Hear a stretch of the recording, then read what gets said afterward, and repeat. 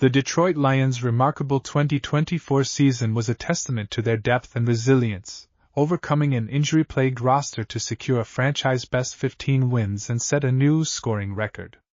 While their offense took center stage, the defense, despite missing key players, held opponents to a respectable 21.5 points per game, proving that Detroit had built a well-rounded team capable of contending.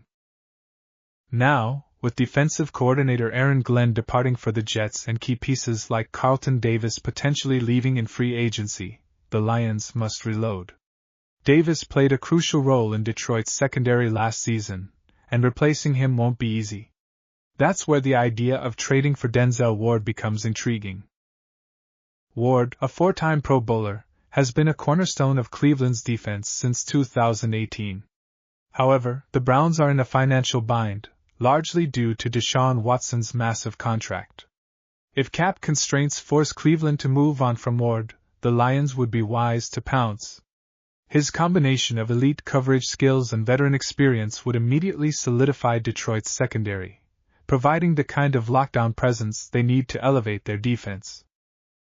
Brad Holmes has already proven he can reshape Detroit's roster with savvy acquisitions.